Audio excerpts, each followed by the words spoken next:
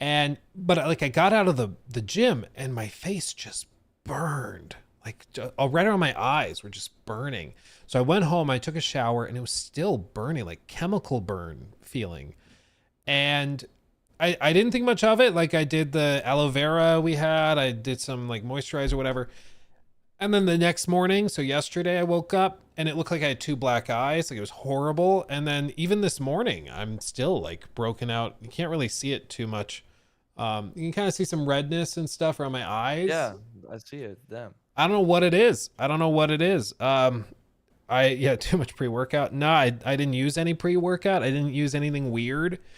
I didn't do anything differently. It's just something happened to my face. You're evolving. Yeah.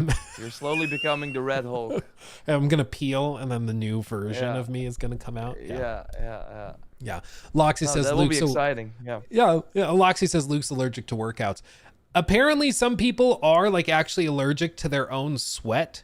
And so when they work out, like the salt in their sweat reacts to their overly sensitive skin and makes them like, it's called like exercise or sweat induced rosacea or something like that, which sounds horrible. Like imagine anytime you get sweaty, you have horrible burning on your skin. Like that sounds horrible. Yeah, but then you can also not leave the house when it's like hot. Yeah, exactly. That's why it's not in just the air all the time. Yeah, you'd think it would be all upside with that. Oh no, I can't work out, but no, it's you also can't do anything in any hot areas.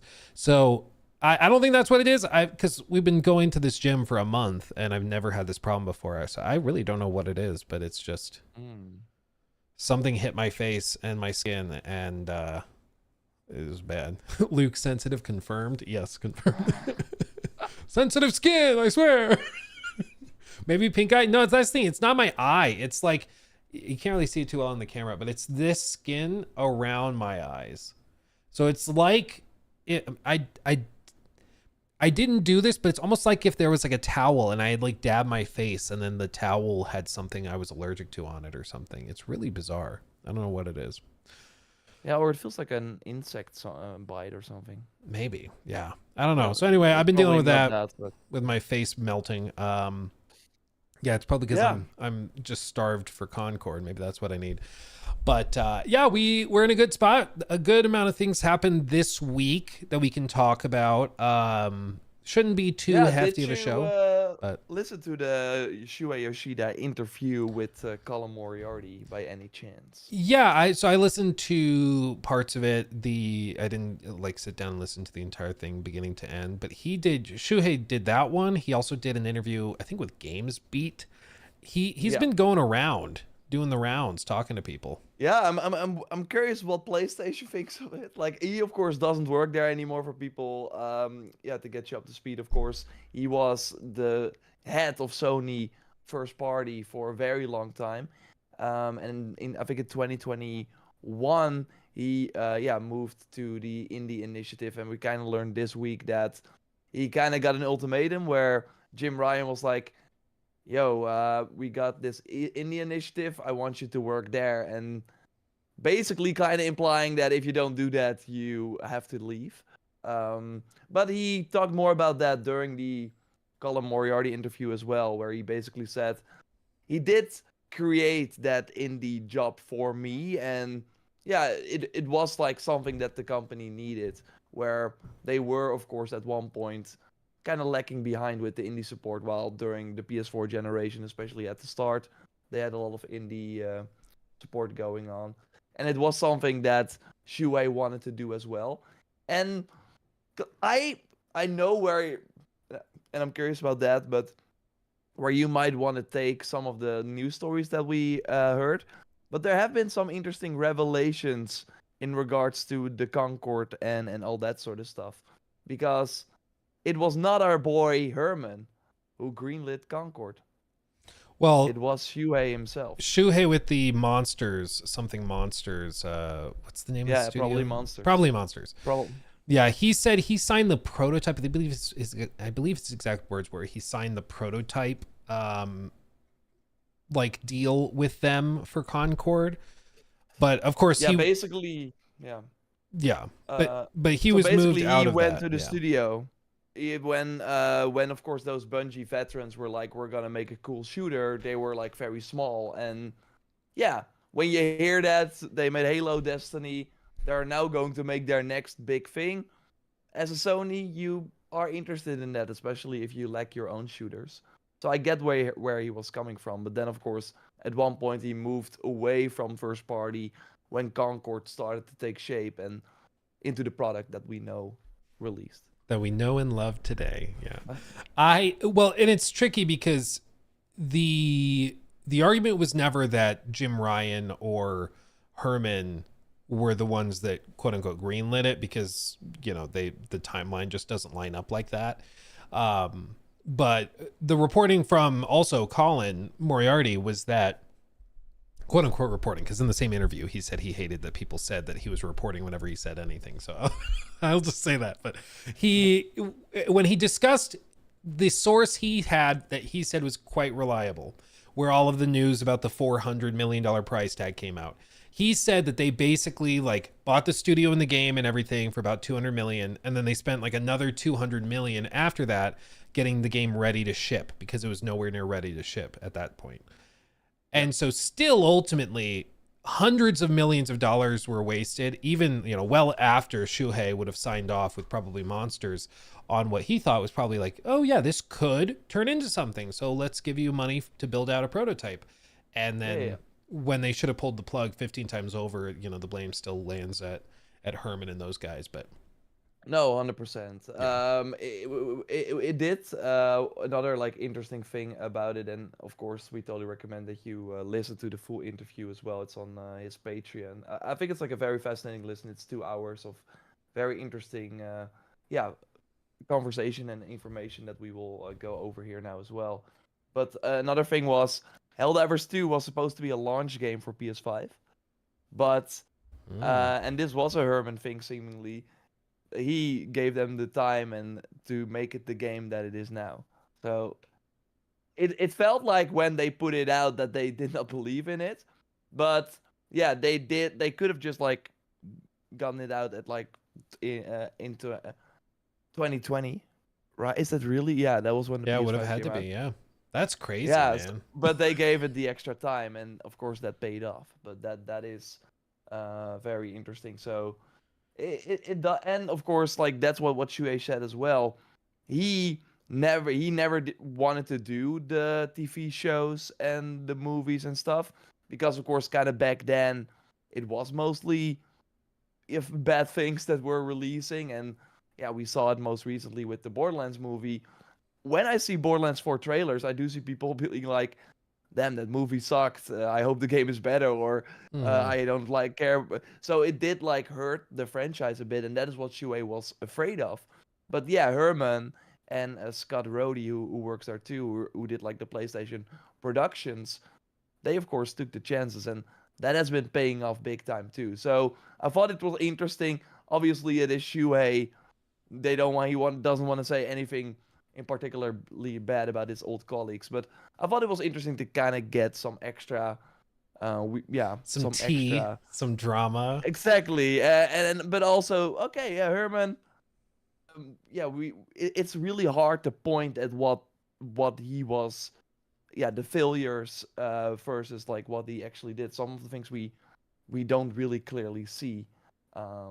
But still, the thing is that he was a co-CEO and now not anymore. So obviously they're not really happy with his performance. But I do think we should maybe give him a bit more credit than we've done so far on the podcast. I think I'm gonna keep making fun of him, but I think I think with a lot of this, like there's ultimately, I think why Herman has continued to climb the ranks and then fall a bit after that is because he was the one that was willing to tell Jim Ryan what Jim Ryan wanted to hear. Shuhei Yoshida has openly said that, like, as Jor touched on, moving from first party to indies, quote, "Well, I had no choice. When Jim asked me to do the indie job, the choice was to do that or leave the company."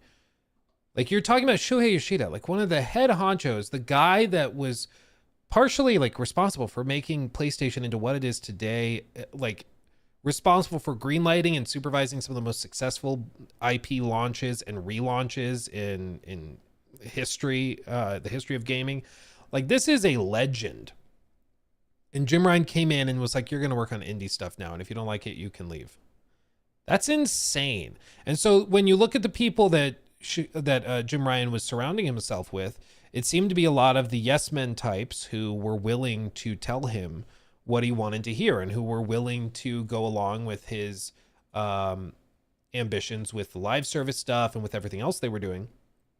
And if you were willing to play that game, then you were, going to do just fine. But if you were more of the mind that PlayStation should focus on single player narrative games, that's what we were really good at, then you weren't as welcome at the executive table. That's what it seems to be, especially because there's other reporting also from Colin Moriarty saying that people were referring to Concord, for example, as Herman's baby, that this was a game he considered to be potentially Star Wars level.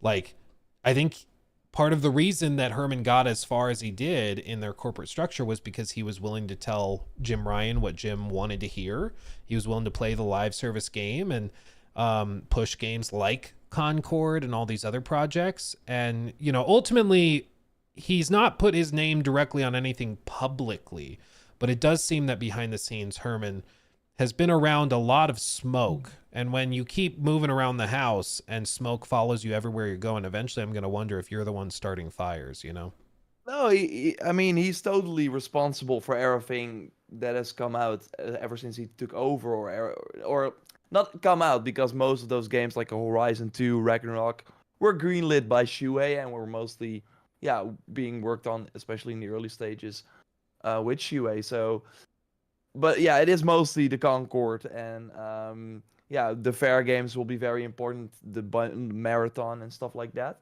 But what Shuhei said as well, and I totally think that what you say is true, but I don't think it was really only Jim Ryan. It seemingly, and we kind of know that, but it was interesting hearing Shu about this. Investors love service games, and that is kind of what happened. So the investors were like, "Yeah, sure, these games that you put out that we can sell one time, and we kind of always have to flip a coin if it's gonna be so like 100 million, 200 million profit, and then we have to wait another 5 years for that studio to make another game where we get 100, 200 million. We want every quarter $300 million." And yeah, so that is what Jim Ryan was kind of like, okay, we're going to do this. This is hot right now, especially in the COVID part, of course, where money was cheap and gaming was super hot. So that is where that kind of came from, I think. And Shuhei actually during the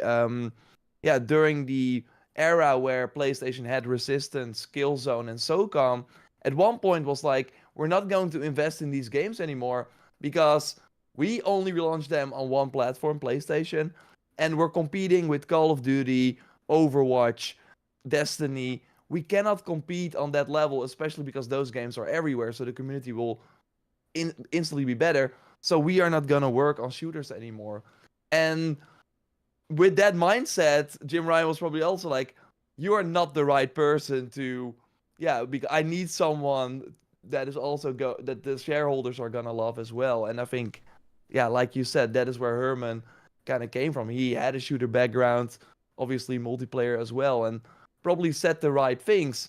But to be fair, it is kind of, I do think PlayStation had to evolve as well. They cannot only rely on these big AAA $300 budget games anymore, where they have to sell 7.5 million in the case of the Spider-Man 2 to even break even. That's crazy.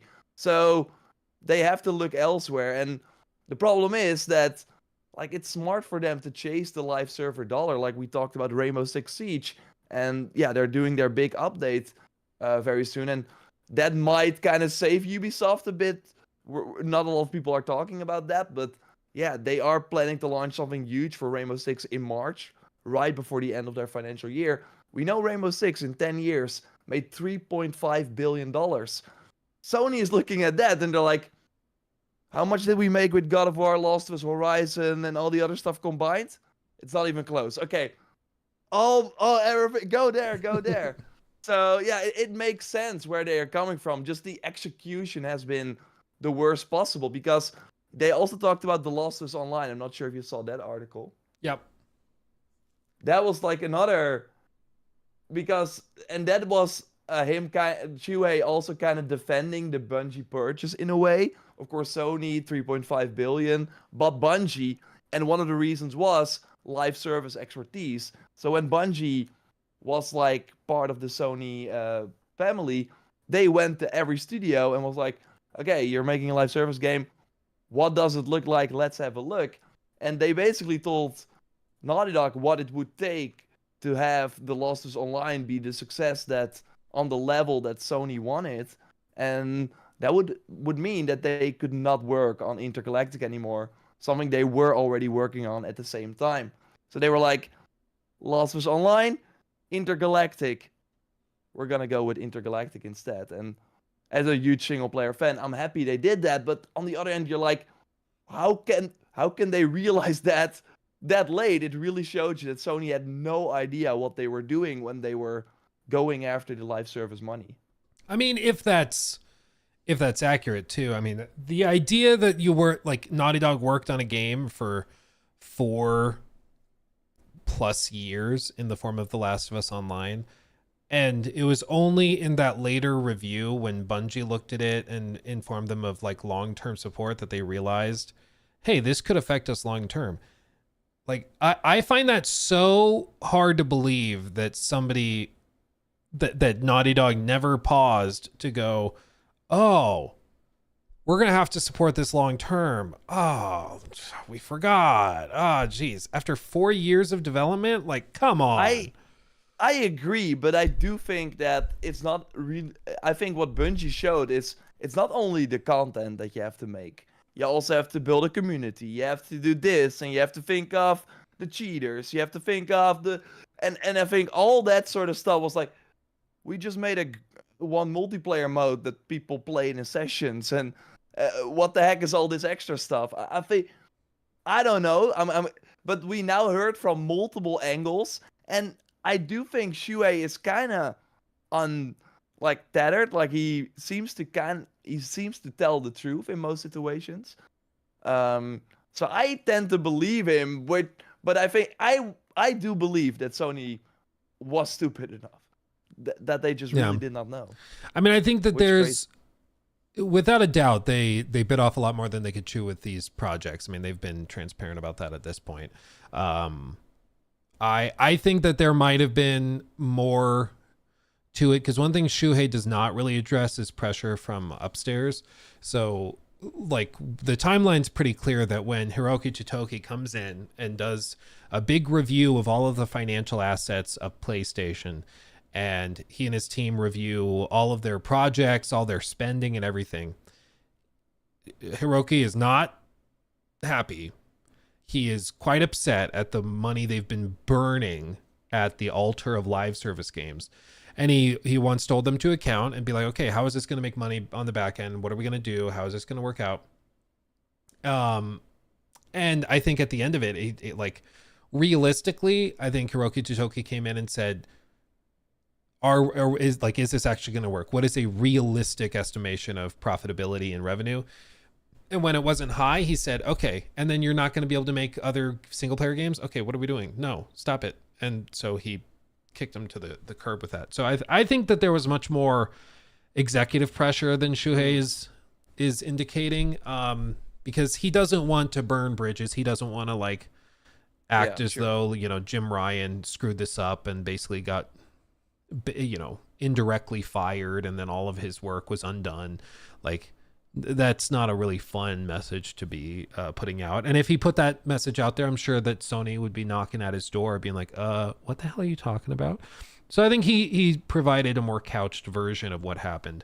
Because in my opinion, based on some of those answers, I'm like, I just do not buy that. I think that is kind of ridiculous to suggest that it was so low on the thought process. They just never even pondered it. They didn't realize what they were getting into, and that's why they canceled it. I think that was probably a factor, But I think also it was executives coming in and being like, stop wasting money, please. It makes me scared for Guerrilla Games because that game is still going, and they now know that it basically will be the only game they will support.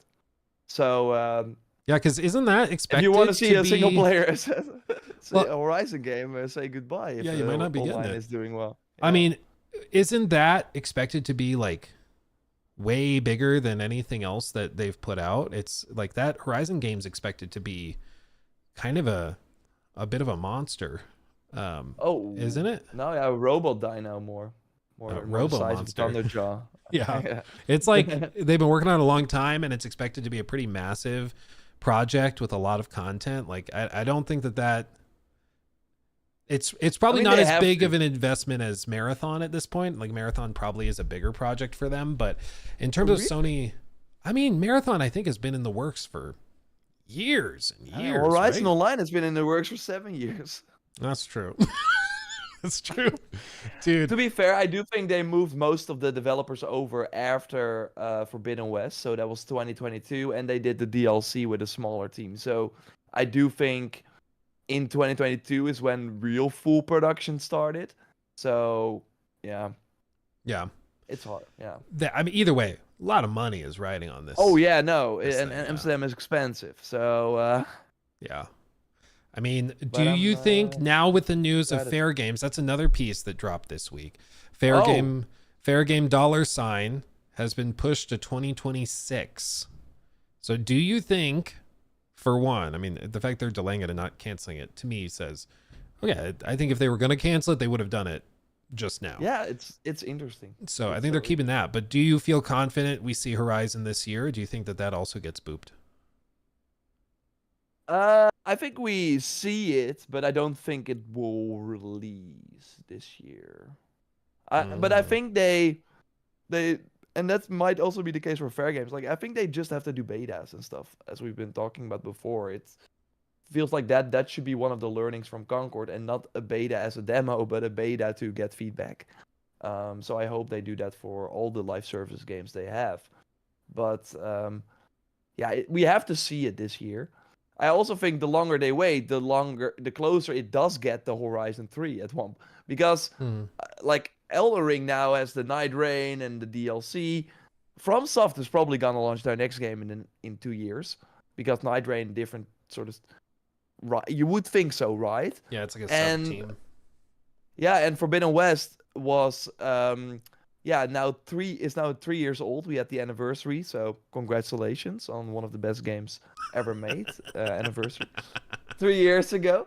But that's crazy because we saw the announcement for Horizon 2 for Forbidden West 3 years after the launch of Zero Dawn almost. And it feels like we're not close to the announcement of Horizon 3. So that already so yeah, I do think they have to at least show it, but I think it's also smart to have it be further away from Monster Hunter, although so early next year. That's the problem though, dude. You remember how big Iceborne was for Monster Hunter World? Oh yeah, no, I know. Like if they I think like they're in this weird spot where they want to be far away from Monster Hunter, but if they go too far away, then they just end up next to the expansion, which is probably also going to be just as big, and GTA and whatever else. And like Marathon's launching at some point during this, and Sony needs that to pop off. So did you, by the way, see, which like a fun extra thing, but did you see the Summer of Death? No. I just came up with that. But I'm gonna tell you all the release dates. Okay. For the summer. That's like, is that a new game? Summer of Death? Oh. I mean, we will revert to it as the Summer of Death. Like the Summer of Empty Wallets. Yeah. I mean, this is gonna be crazy. So, and this is what is announced right now. It will get crazier. Okay. Metal Gear Solid Delta, August 28th. Shinobi, that Sega side-scroller, August 29th. Hell is Us, September 4th. Borderlands 4, September 23rd. Then we have Mindsai, Mafia the Old Country, Dying Light the Beast, Lies of P, the DLC, Rematch, the soccer game from Sifu, and Ninja Gaiden, like Ragebound game. I think the Ninja Gaiden 4 is like fall. But so these are all summer. Death Stranding, probably around that time too. Like, so summer is basically August, September. So because you don't want to launch your game in July. Yeah, nobody wants to launch in July. Yeah. Yeah, everyone is on a holiday, etc. But you also don't want to launch in October because that is probably where GTA is. Fun fact, by the way, and I'm not sure if you, because I saw headlines saying, okay, Borderlands announced for September 23rd. We finally know the GTA 6 release date. And I'm like, okay, but it was always fall, and fall is always kind of October, November. I would argue we know the Mafia release date, August, because that's the same publisher. They're not gonna launch close to Borderlands 4. They're not gonna launch after Borderlands 4. It is in the summer. Yeah. I think it's got to be August, yeah. But yeah, how is it possible? And there are going to be more games. We're in February right now, and there are already 1, 2, 3, 4, 5, 6, 7, 8, 9, 10 releases in less than 2 months. Jeez, dude.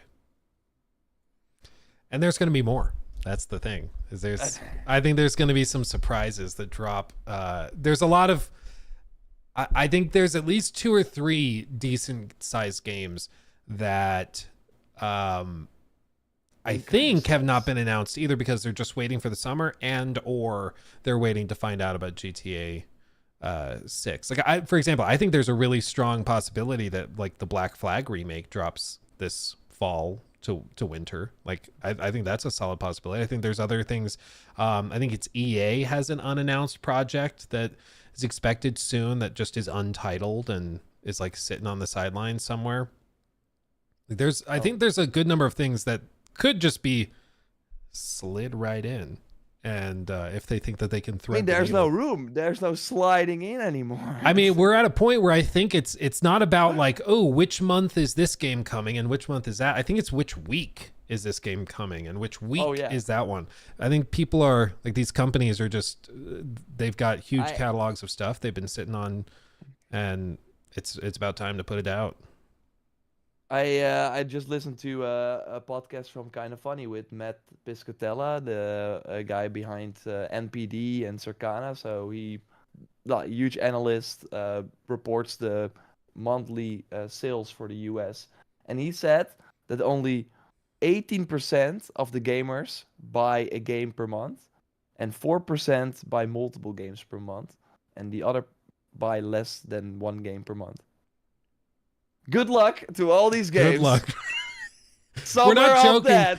Yeah, we're not joking when we say like you're gonna go broke. Because if there's multiple games you want, you're screwed, dude. Like, I love me some Mafia. I love me some Mafia. I love the stories. I love the vibes. I love I just love Mafia. I just do. Broke Boy Summer. I love that. Broke Boy Summer. That's a good one. Yeah. That's our album name when we drop our album. Yeah, but I mean, it's like if you have one game that you really, really like, and it's like, okay, well, I have to get Mafia. And Borderlands, well, all my friends are going to be playing Borderlands, so I guess I have to get that. And then, oh, well, I've got to buy this game. And oh, well, I also love that. I got to buy that game. And it's just like one thing after another. And pretty soon you have no money. And then it's like, oh, and GTA 6 just launched at $500 a copy, so I've got to buy that. And then, yeah, it's just one thing after another. I mean, at one point it might be smarter to launch close to GTA. It's like, I don't know, man. Honestly, like, I think there might be a spot where it's like GTA 6 comes out. I'm throwing out a random date. October 28th. Knock on wood. And then it's like, oh, nobody's releasing 2 weeks before or 3 weeks after. I think there's a slot where you could slide on in and be like, oh, October 21st. Will be the game that you like and then play to hold like, we're announcing early access for GTA 6 on October. Damn it. Yeah. Well, oh, and dude, the other elephant in the room that we haven't even touched on is freaking Nintendo. Because Nintendo is supposed to have a new console, and then therefore all these new games also coming this year. And that's also just like kind of flown under the radar because the year is already so insane, you know? It's crazy. Yeah. There's always like, oh God, I forgot about that massive thing. Like, No, it's crazy. It's Oh, I always forget about Nintendo, but yeah, they are huge. But I think Black Flag is gonna be end of the year, November. Like they think they're gonna be fine. yeah, I GTA think, 6. I hope people buy it at Christmas. It might be like $40. and I'm telling you, dude, like it's like I said in my video talking about it. Like nostalgia is a powerful tool, and Ubisoft has an IP in Assassin's Creed that people grew up with and know and love, and there's a lot of nostalgia there. And like I know if they were to rebuild Black Flag and it's solid, like I think I'd buy it because it's Black Flag and I love Black Flag, especially if it's redone with like modern graphics and tools and stuff. I think if they rebuilt Assassin's Creed 3 and I can go back as Connor and explore the early colonial American colonies, yeah, like I'd eat that up and I'd go and play that. And I think that that's just been one big thing they've been sitting on that is like such an easy cash cow. And then also I think fans will like it. A lot of fans like have not gone back and replayed the first game in years and years and years. I think if you did a faithful recreation of Unity overhauled, like I think people would eat that up. And they just haven't yet. But I really think they're leaving a lot of money on the table by not doing that. Yeah, they are going to. Yeah, they're just a little too late. Like, but I think it really depends on what the remake slash remaster looks like. I think they have to go above and beyond, and make it more than just like a, yeah, PS5, Xbox Series version of Black Flag. So I agree. I think if it's a remaster and it's just like, ooh, 8K texture pack, and then it also has a 120 FPS update on console. Look like at the water. Yeah, that to me feels like an update. That doesn't feel like it's a full like release. But the rumors all suggest that it's a remake. And when I think remake, specifically, like I think what Tom Henderson said was that he saw clips of it where he saw like Kenway standing on the ship with the game running on the modern Anvil engine. So the same one they're using for Shadows, not Valhalla's engine, but like Shadows' engine. And if it's Black Flag, but it's like gorgeous and it's just the same game, but it has seasons. It could have seasons. It could have like crazy weather and like storms when you're sailing, stuff like that actually enhances the experience. Battle passes, mini battle passes, we could call them projects. I mean, we can count on that. It will have the project. Yeah. It'll have the Animus hub or whatever. That's way less exciting than you would have thought. It's also way less controversial than we would have thought. But they also were like, and there is more we can't wait to share in the future. And I'm like, what does that mean? What does that mean? Tell me. And then we heard "yar," and we're like, "What? What? Yeah." Then they had a pirate walk by. Yeah, that was weird. That's really strange. Macro transactions. But no, this isn't. Luke. This isn't Star Citizen. There's no macro transactions here. Hey, Luke, did you hear about the pre-orders for Shadows? I did. Okay. Let's get people up to speed first. Let's get what we're talking. Into the news. So, yeah, last week we talked about it. How the pre-orders are solid according to Ubisoft, and that it's like similar to Odyssey. But now we have Insider Gaming, Tom Henderson, of course, with the full numbers. At the time of writing, Shadows currently has around the 300,000 pre-orders, said sources. And Odyssey's day one player numbers were between 400 and 450. A gap around 100 and 150,000 that needs to be made up in the next 4 weeks. So I think like having the 300,000 number without knowing the pre-orders for any other game is kind of like, what does it mean? Yeah, but yeah, them saying that Odyssey had 400 to 450. I mean, I think 100 to 150 is possible in 4 weeks, especially because once again the marketing has been not so great, or like kind of quiet. It will probably ramp up in the coming weeks, but that is interesting. So, yeah, and they also say reviews go live on March 18th. Mm. Mm. I don't have the game yet, just so everyone's like, oh, is he being quiet? No, I don't have the game. But yeah, allegedly reviews I'm are playing it right now. Oh God. Look in the reflection of his eyes. Yeah, I think they can probably catch up. I mean, reviews, I know a lot of people even in my community who are like, I'm waiting for reviews. If reviews are solid, then I'll bite the bullet, but until then, I'm holding off. But I mean, this is makes sense. This is the thing, like I think there's a lot of people who have just been like, oh, well, there's been controversy, so therefore it's going to be in a really rough spot, and it might end up there, but as of right now, what we are seeing, like, it seems to be doing well enough, and their hope is that it starts like Odyssey did and starts like here, and over time it takes off, because that's what Odyssey did. I mean, Odyssey started kind of slower, I think, than they maybe expected. I remember it didn't have like the most robust marketing campaign or anything. It was kind of rushed, if I recall correctly. It felt weird. I told the story, I think, last week of my buddy who like didn't realize it was its own unique thing, because it was just a weirdly. It did not have a cinematic trailer, which I thought was an interesting choice. While of course all the Assassin's Creed games have one, Odyssey only has a live action trailer. So that was an interesting twist. But I mean, the marketing was still totally there. And I looked at the MPDs, and it still like did fairly well.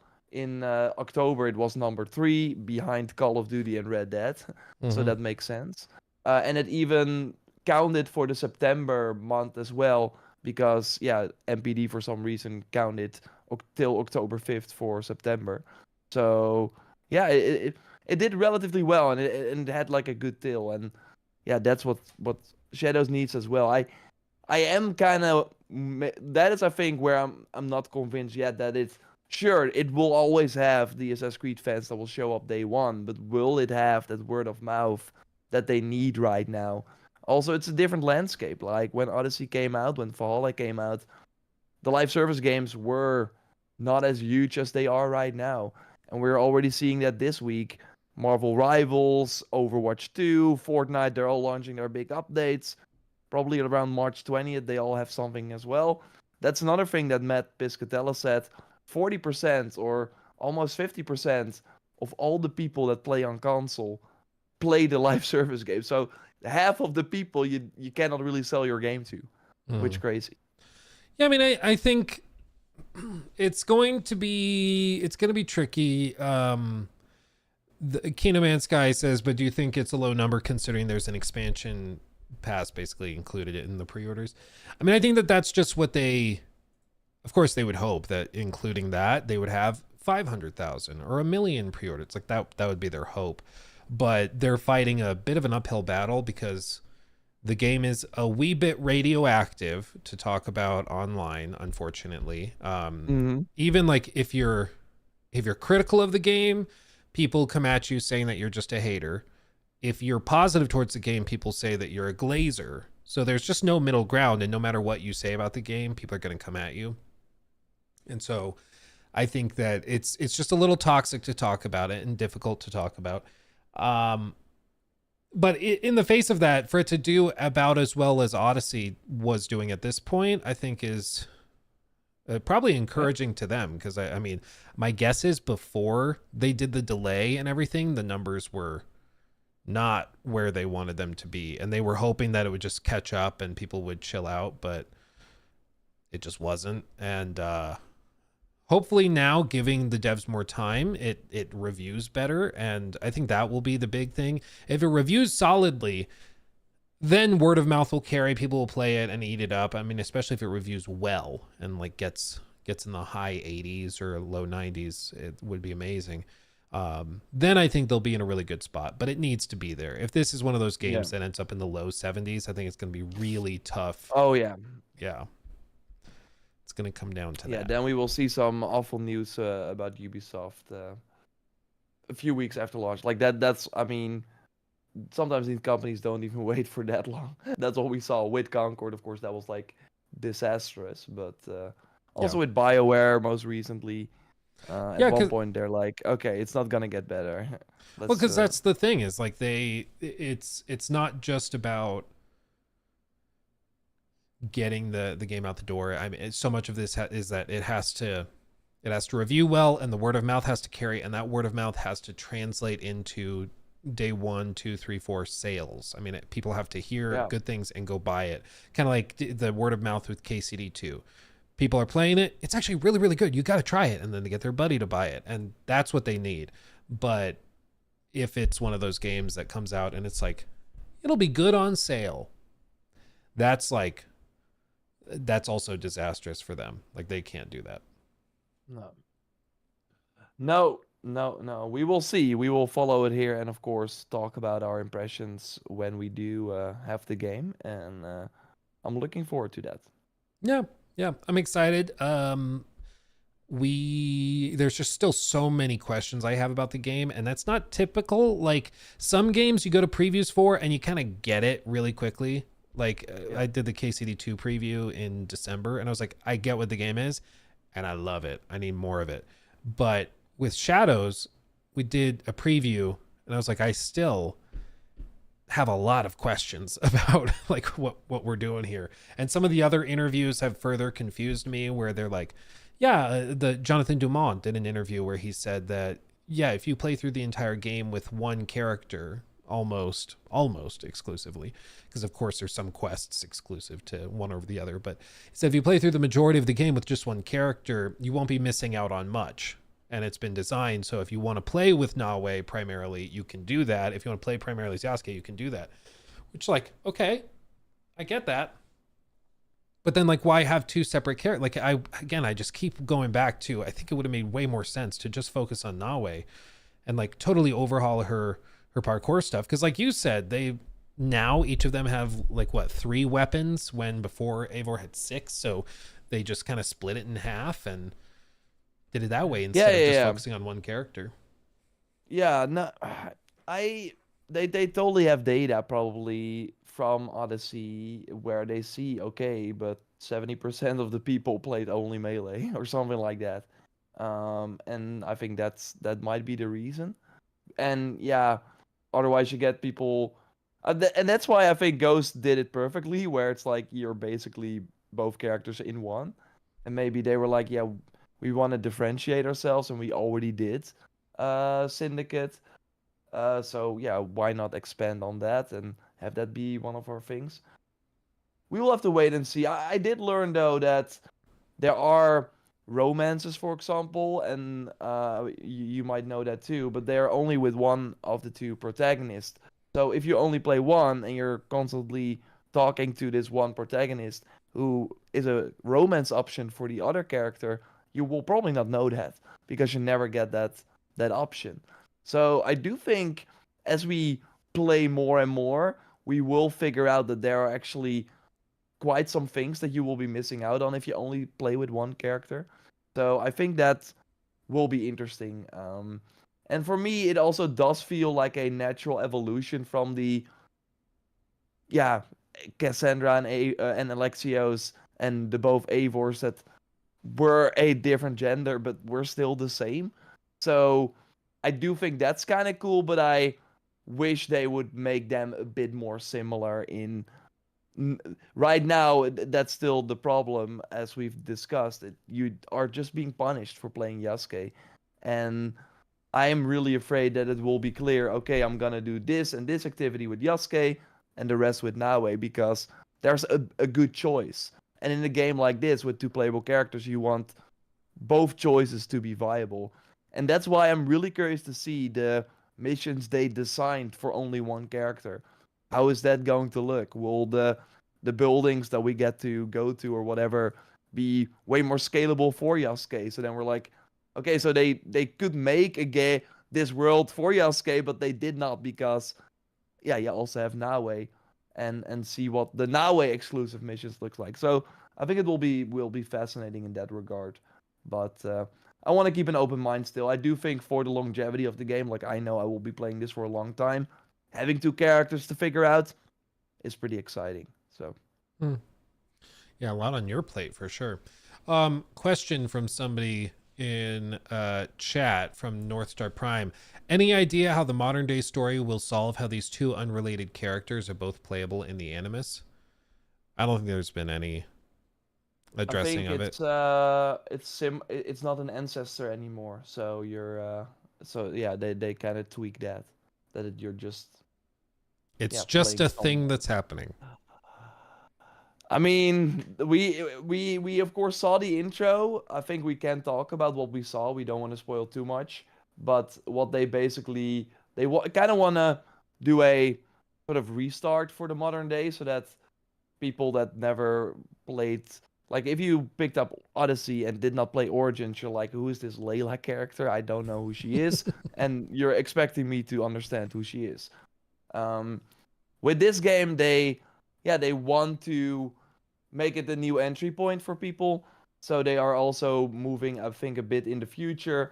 And basically, the Animus it feels like a VR, like an Oculus or something that is like a wireless headset that you put on, and yeah, that everyone can just get one at home, and you got like a weird hacked version, it seems like, and you are reliving memories that Abstergo doesn't want you to see, and that's why you're able to see, those 2 memories. That's at least what they've said so far. So Yeah.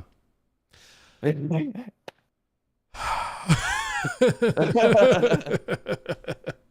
hey, there's a battle pass, the exchange, the weekly shop, where every week you can get a new dragon mount, or if you want a glowing weapon, they got that too.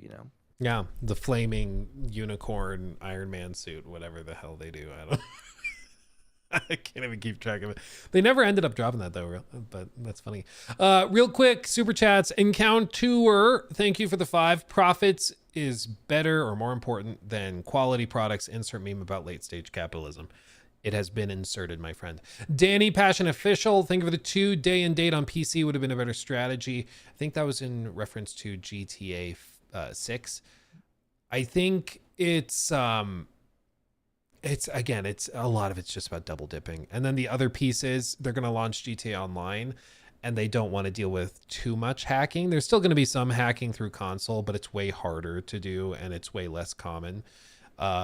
So I think they want to launch the game, then they want to launch GTA Online, whatever the next version is, and then they want to bring it to PC after that. So I think they're just biting off piece by piece. Yeah. Trying to do it all at the same time, I think, would be a bad idea. Yeah, and with a game like that, I'm not sure how the PC version was when it came out. I think it was pretty good, but of course, having that launch not go well, I mean, that I think one of the ex-developers said that they just want to focus on as little platforms as possible. They already have 3 to worry about right now, so that's more than first. But I did see Crosshair, or like another hardware company, predicting that GTA 6 for PC might launch early 2026. I think that would be kind of a middle finger to. Do you think they will announce the PC version before? Probably not. That's not what they do before. But what if it is like just a few months, and then everyone bought a PS5 and they're like, "God damn it! I would have waited if I knew this." I think I'd be very surprised if they did it within a few months. Mainly because I think that there's a huge appeal if you give it enough time for people to double dip. Like, you bought the game on PS5, it ran at 30 frames, upscaled to 4K, and it was good. But then you give it a little time, you give it a year or so, when people are like, oh, remember how good the story of GTA 6 was? Oh, I want to go replay it. And then, oh my God, it's been a year and a half, and there's a PC port coming, and it runs at 60 frames or 120 if you got the hardware for it. And it's all enhanced for all of this crazy NVIDIA tech. Like, I think for them that makes way more sense. So waiting only a few months wouldn't make sense to me, and I don't know why that would be the strategy. I mean, get it out as fast as possible. Yeah, I don't know. I think right now GTA Online on PC is the biggest I don't know. It's huge. It's huge. Let's see. Spec Ops, 2 years of membership. Boom. Booyah. That's most definitely what's up, my friend. That's crazy. 2 years. It's time flies. I haven't played a game in 3 weeks, though. Sad face. Business has been crazy. Keep grinding, fellas. You keep grinding, my friend. Hopefully business is good. I know you're a busy fella, Spec Ops, so stay safe. Hope Yeah, you I mean, business has been crazy. That's usually a good thing, but Yeah. hope you can get back into gaming when the game real comes out that you business. want to play. Yeah. The business that matters. Quit your stupid job. Yeah.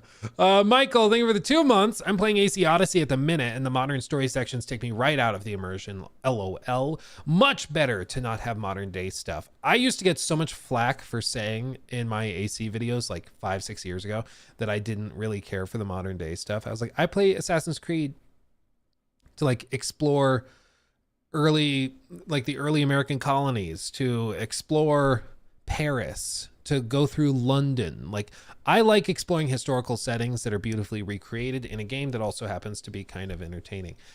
I don't really care what Layla is doing or the drama going on with like X, Y, and Z. But I used to get called like not a real fan because I just didn't really like the modern day stuff, and you know, I was called a hater or whatever. But that, I mean, that's just I've been of that persuasion for a long time, and it feels like as the games have appealed to a broader and broader audience, I think Ubisoft has realized that a lot of people just wanted to skip the modern day stuff and get back in. Like Black Flag is really bad about this. I'm interested to see how they handle this with the remake, because Black Flag has a bunch of sequences where something cool happens and then you're just ripped out of it. It's really bizarre.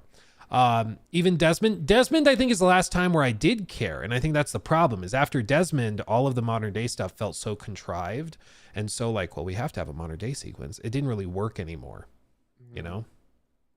Yeah, for sure. Do you like the modern day? Working on it as well. If you had to pick like For me, Black Flag era or what they're doing with Shadows, which would you pick? I think it's hard to say right now what they're doing with Shadows, but I do like I mean, I was already surprised when we booted up Shadows and we were in the actual game that it started with an Animus video, because they were like, we're not doing modern day in the games anymore. It will be on this Animus hub.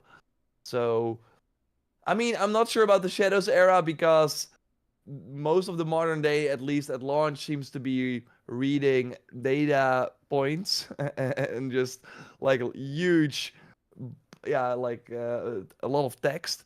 So I don't think that will be exciting. It kind of sounds like what Destiny had. Remember that, where you were like, all the lore was basically just text. Yeah. I think the modern day always made the series like it gave the series extra recognition. I get why people are really love it, but I do think it should be optional, and I think that's what they're seemingly doing now, because it felt forced in the other games. But like Assassin's Creed 3 had these very cool playable modern day parts. I did like that because the gameplay was still kind of similar to what we were used to, and then you kind of were like with this hood on, and you were in the modern day. Like that made me want a modern day Assassin's Creed. Without the Watch Dogs hacking elements. But I don't know. I think it's cool that they continue with it. It would suck, I think, if they completely let it go. But I hope they make it something more special. But I like if it was just a game about the historical period that you would go to without all the Isu stuff and without all the modern day stuff, I do think it would have been less special overall. So, Interesting perspective. Let's see the last one I have. Let's see, modern story section. Okay, I read that one. And then Danny said the two with $2. The day and date is reference to Sony. Oh, Sony doing day and date. Shuhei said it's printing money, PlayStation games on PC. And he said the biggest reason why they were doing it is to get more of the US and Chinese audience, because those people don't really play on, or At least that's where the PC market is the biggest. Mm-hmm. But he did not seem very keen on just launching them day and date, like the big single player games. They do still see it as a gateway drug to get people to hopefully buy a PlayStation. And what we learned, like you heard about the Sony numbers, right? 9.5 million units sold in the last 3 months of 2024. That is like 1/3 of almost all the Xbox Series consoles. Yeah. They sold that in a quarter. So that's insane. And according to Sony, 40% of those people that bought a PlayStation were new users. That's huge. Yeah. So there are still people, and I think it is very hard for Sony to know, and that's why they want you to link your PlayStation account, because then they have your data. Then they know, oh, this person first played blah blah blah on Steam and now bought a PS5. That is good stuff. Now they kind of have to be. I mean, I'm sure they're looking at other data, but yeah, they want to know if like, oh, God of War on PC is converting way more people than Helldivers is, so let's get more God of War stuff put on PC. Maybe even like an exclusive game or something like that.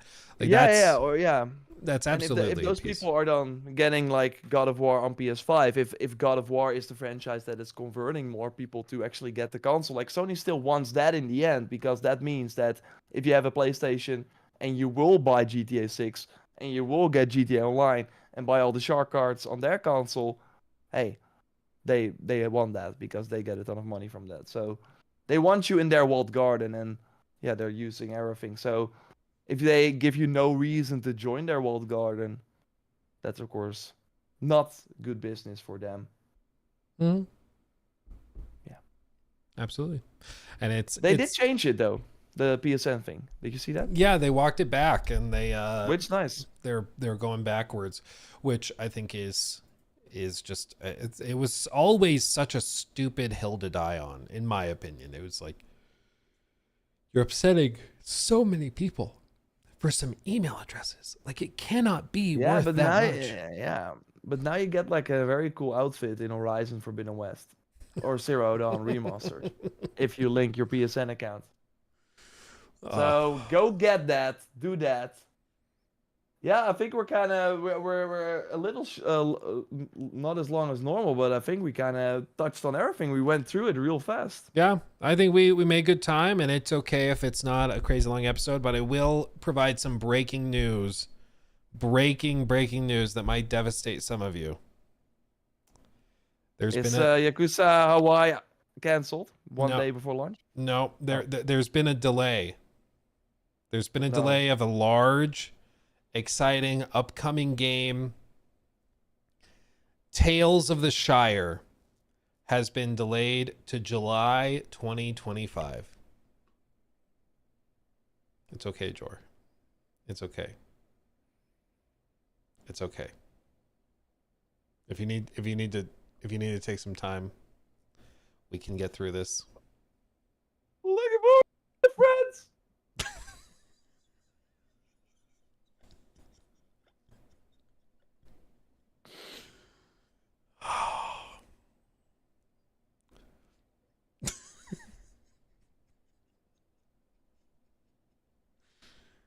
It's been a tough day. I mean, it's honestly, the news is devastating to us all. I think we're all sad today.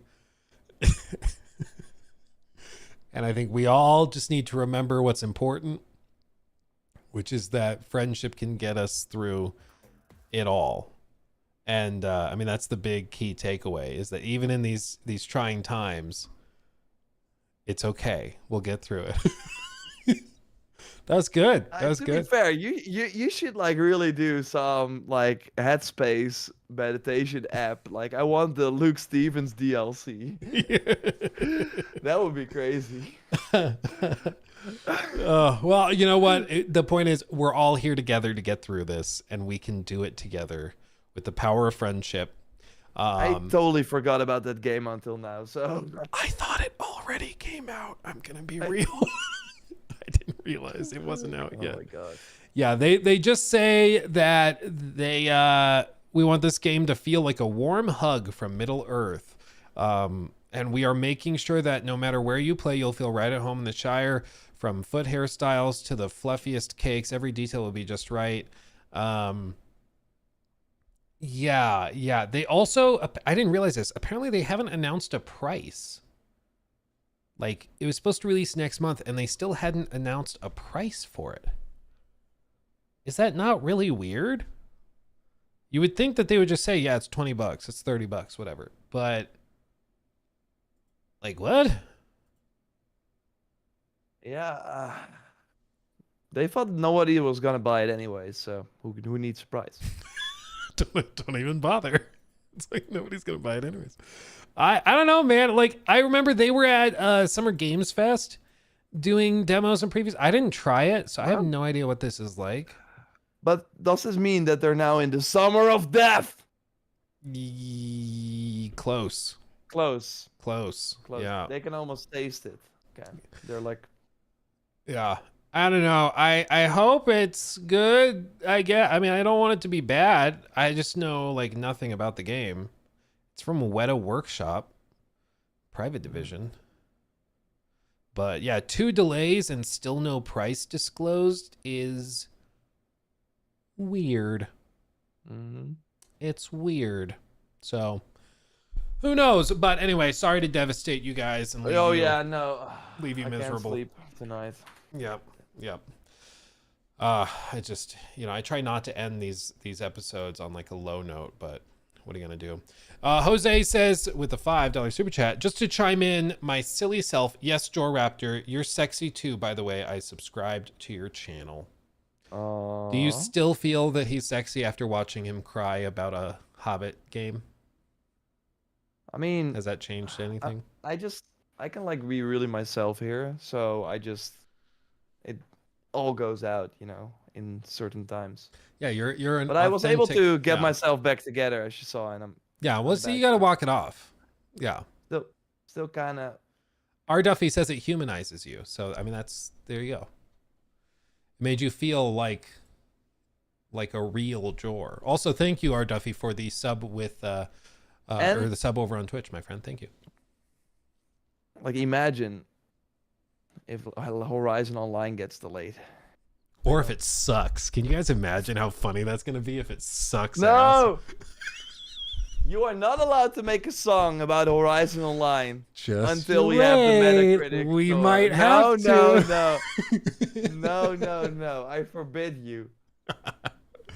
We'll do the Schrodinger's cat like Horizon game song where it's like, maybe it's great, maybe it sucks, who knows? I don't know. We might need to. Oh man, there will be a podcast episode where I have played it and you not. Yeah, no, there's no way they're inviting me. No, let's be very, very clear. There's no way they're inviting me. Can't even blame them. Like, some people might be like, "Oh no, they're trying to hide it from people." No, totally get it. Totally understand. Totally get it. Totally understand. Totally get it. I'm gonna take a note on that. What? Just a thing I've got to do. Just a thing I've got to do. No. God, well, next week is gonna be great. By the way, speaking of songs, where people listen to songs, Spotify. What you can also do on Spotify. Wow. Listening to podcast, and well, we are at 369. Yeah, baby. Nobody review so please. Us. Yeah, it's fine. Please don't stop give reviewing. Us a 5-star. Or get us to 469. That would be nice too. Like one or the other. Like if you have like 100 people that have a Spotify account as well, they all search free roam and then give the 5 stars, and you all do it at the same time. So we immediately go to 469. That would be appreciated. Otherwise, let's not touch it. Right? Let's all say, let's not touch it. Yeah, absolutely. And I think we're very thankful. It still blows me away that we've been doing this show for as long as we have. Like it blows my mind every once in a while where I'm like, oh yeah, it has been a minute. I think, did you really put or did Jacob do it? Like put all the you have like a podcast playlist. It says 71 episodes. Oh yeah, I think so. I think we're at like 71. Oh, that's crazy. So Yeah. at one point we're at 100, and then we got to play Horizon Online together. I feel like it's all gonna line up. Dude, the Horizon Online game, I actually think that stream will be a vibe. I think that'll be really cool. Because I mean, I want it to be really good. Like I don't want more bad games. I hope Marathon's badass. I hope Horizon Online Badass. badass. You got I me think for 1 second there. You go. I want them to be great, but I just there's some things where I just go into it much more critical. And right now, Sony live service stuff, I go into it much more like, let's see what you got. Seeing anything Fortnite art style, I'm like, I get where you're coming from. Yeah, like the moment that Fair Game $sign was delayed, you of course were like, what am I gonna do this year? Yeah, like, that was my whole entire year is schedule. ruined. Yeah. So you're like hopeful that Horizon Online might give you the content that you look for, but I'm gonna tell you right now, they know what they're doing over there at Guerrilla Games. Yeah, They're making new machines. It's gonna be amazing. It has the stylized look. So Stylized. yeah, Yes. no, it's gonna be just like amazing looking. And do they have any like blueberry looking characters or characters that look no, like but they're they wearing have the trash blueberry bags? skin. It's Oh, part of the battle pass. If you like kill 5 watchers in 10 seconds, it's very hard. But oh, then you do level up the battle you pass. just have It's to gonna be grind it out. Yeah. great. Yeah. It's understandable. I mean, sometimes you got to grind stuff out. I mean, I'm not And a monster. yeah, Like I get it, you know. yeah. No, but yeah, we will see. It's gonna be a fascinating year.